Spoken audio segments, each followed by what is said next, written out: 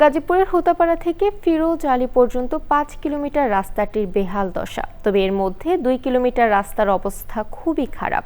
মেরামতের অল্প কয়েকদিনের মধ্যেই রাস্তাটি বিভিন্ন জায়গায় খানাখন্দের সৃষ্টি হয়েছে। এতে যান চলাচল সহ জনসাধারণের দুর্ভোগ চরমে। এ কারণে প্রায়ই দুর্ঘটনা হচ্ছে, সৃষ্টি হচ্ছে দীর্ঘ যানজট। এলাকাবাসীর অভিযোগ, নিম্নমানের নির্মাণ সামগ্রী ব্যবহার করায় এই অবস্থা হয়েছে রাস্তাটির। গাজীপুর থেকে ফজলুল হক মোড়লের রিপোর্ট।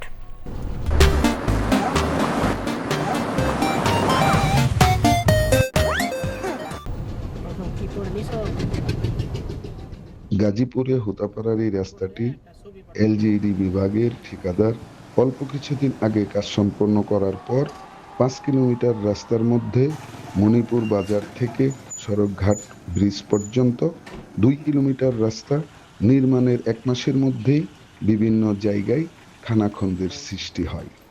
এলাকাবাসীর অভিযোগ, নির্মাণের সময় নিম্নমানের নির্মাণ সামগ্রী ব্যবহার করার কারণেই এই খানাখন্দ হয়েছে।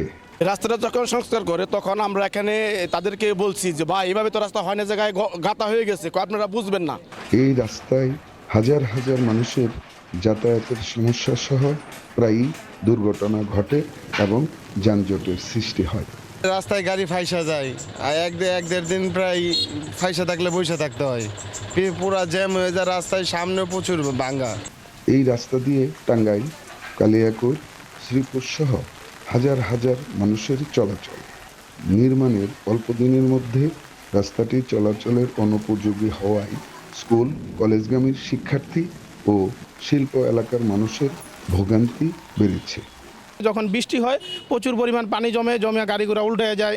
এ বিষয়ে এলজিইডি নির্বাহী প্রকৌশলী কথা বলেছেন। আমার সময়ে যে কেউ কোনো অভিযোগ করলে সাথে সাথে সেটা আমি আমলে নিয়েছি এবং কাজ করেছি। যদি আমার আগে হয়ে থাকে সেটাও আমরা আমলে নিয়ে এ ব্যাপারে আমরা পদক্ষেপ নেব। তবে জনগণের সমস্যা লাঘবের জন্য ২-১ দিনের মধ্যে রাস্তাটি মেরামত শুরুর আশ্বাস দিয়েছেন তিনি। এই এলাকায় রয়েছে শত শত কলকারখানা, বিভিন্ন শিক্ষা প্রতিষ্ঠান এবং হাজার হাজার লোকের যাতায়াত। রাস্তাটি যেন অতি সত্বর মেরামত করা হয়। গাজীপুরের মণিপুর থেকে ফজলুল হক মোড়ল, চ্যানেল আই।